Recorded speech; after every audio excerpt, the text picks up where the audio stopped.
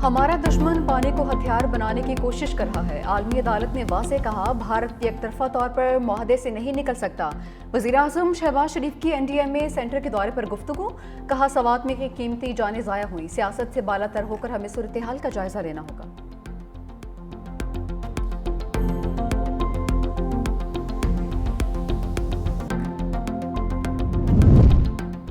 Justice Sardar Sarfraz Dogar मुस्तकिल chief justice Islamabad high court तैनात, judicial commission का एलामिया जारी। पेशावर हाई कोर्ट के लिए जस्टिस अतीक शाह और सिंध हाई कोर्ट जुनैद गफ्फार को मुस्तकिल चीफ जस्टिस बनाने की मंजूरी भी दे दी। बलूचिस्तान हाई कोर्ट के लिए जस्टिस रोजी खान नामजद।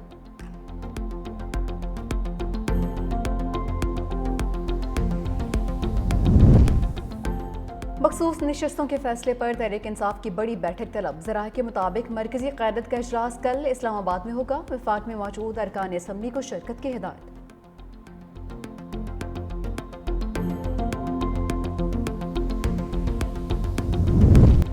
अवाम को नए माली साल पर पेट्रोल बम की सलामी। हुकूमत ने पेट्रोलियम मसनूआत की कीमतों में बड़ा इजाफा कर दिया।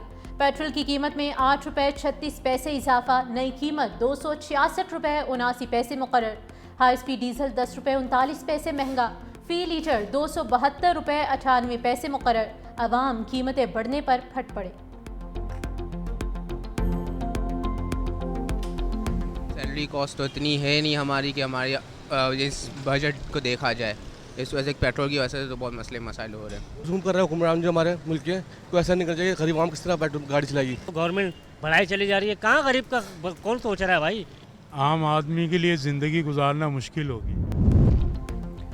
नए माली साल का आगाज आज से फाइनेंस बिल पर अमल दरामद भी शुरू। FBR के लिए टैक्स वसूलियों का हदफ 14,131 अरब रुपए मुकर्रर। गाड़ियों पर 2.50 रुपये क्लाइमेट सपोर्ट लीवी आयत। सोलर पैनल्स की दरामद पर 10% सेल टैक्स का भी आज से नफाज। तनख्वाहदार मुलाजमीन के लिए इनकम टैक्स की शरह में कमी का भी इत्तलाक। 1 लाख रुपए तक आमदन वाले मुलाजमीन को 1% इनकम टैक्स देना होगा। नए बजट में 109 इदारों को टैक्स छूट पर अमल दरामद भी शुरू।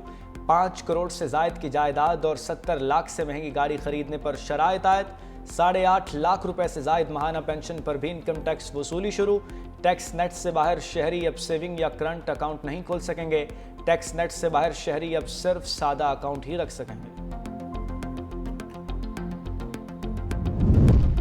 IMF की शराइत पर पेट्रोलियम क्लाइमेट सपोर्ट लेवी आयद कर दी गई। पेट्रोल, डीजल और मट्टी के तेल पर 2.5 रुपये फी लीटर नया क्लाइमेट लेवी टैक्स आयद किया गया। पेट्रोल और डीजल पर पहले से आयद पेट्रोलियम लेवी कम करके नया टैक्स एडजस्ट किया गया। मट्टी के तेल पर क्लाइमेट सपोर्ट लेवी कीमत में 2 रुपये 50 पैसे आयद किए गए। पेट्रोलियम पर क्लाइमेट लेवी 75 रुपये 52 पैसे फी लीटर मुकर्रर। हाई स्पीड डीजल पर लेवी 74 रुपये 51 पैसे मुकर्रर।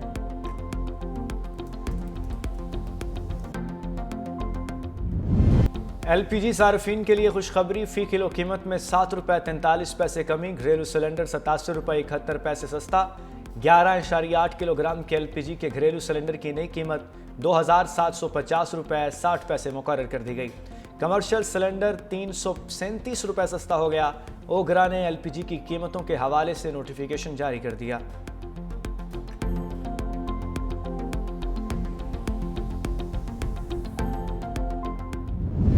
नए माली साल के पहले दिन स्टॉक मार्केट में नई तारीख रकम। स्टॉक मार्केट में ज़बरदस्त तेज़ी। 100 इंडेक्स 1,27,000 के बाद 1,28,000 का संगे मील भी अबूर कर गया। कारोबार के दौरान इंडेक्स में 2,572 पॉइंट्स का इजाफा रिकॉर्ड। 100 इंडेक्स 1,28,199 पॉइंट्स पर बंद।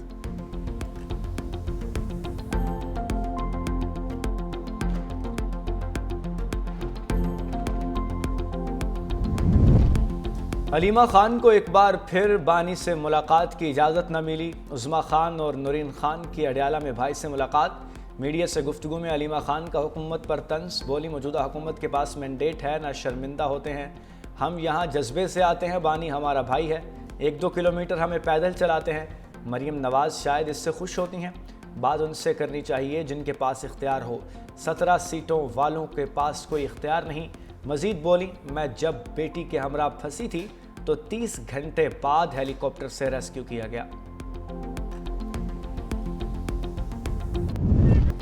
पंजाब असम्बली में अपोजिशन के 26 मुअत्तल अरकान को डी सीट करने के लिए कानूनी कार्रवाई का आगाज कर दिया गया। ज़रा असम्बली सेक्रेटरीट के मुताबिक स्पीकर ऑफिस ने महकमा कानून पंजाब से मुशावरत शुरू कर दी और मुअत्तल अरकान की असम्बली रुकनीत ख़त्म करने के लिए आईनी और कानूनी निकात पर गौर किया। स्पीकर ऑफिस की जानिब से आला अदालती फैसलों का भी जायजा लिया जा रहा है। साबिक चीफ जस्टिस उमर अता बंदयाल के हमजा शहबाज के खिलाफ फैसले पर भी गौर किया गया।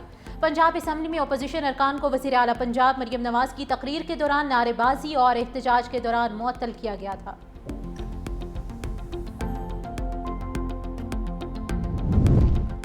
पाक भारत जंगबंदी के बाद अहम पेशरफ्त, दोनों ममालिक के दरमियान कैदियों की फहरिस्तों का तबादला।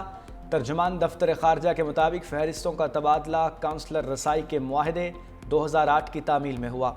भारतीय हुकूमत से तमाम पाकिस्तानी कैदियों के लिए खुसूसी काउंसलर रसाई के साथ उनकी रिहाई और वतन वापसी का मुतालबा किया गया।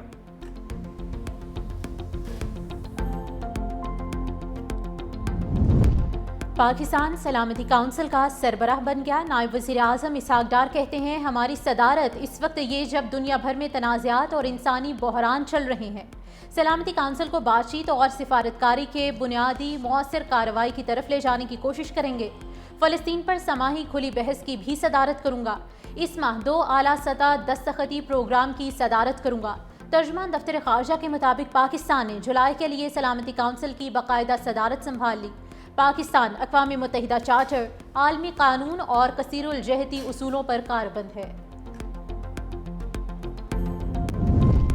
लगी मरवत में नामालूम अफराद की फायरिंग से 2 ट्रैफिक पुलिस एहलकार शहीद। दोनों एहलकार गांव लोंगखैल से ट्रैफिक ड्यूटी के लिए ताजलजई अड्डे जा रहे थे। दहशतगर्द फरार होते हुए शहीद एहलकारों से सरकारी असलहा भी साथ ले गए।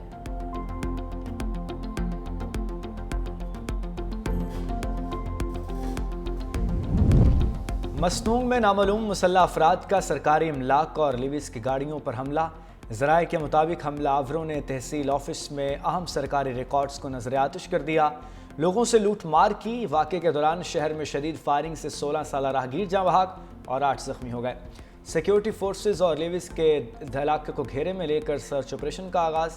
शहर में फायरिंग के वाक़यात के बाद बाजार, दफातर और बैंक्स को बंद कर दिया गया।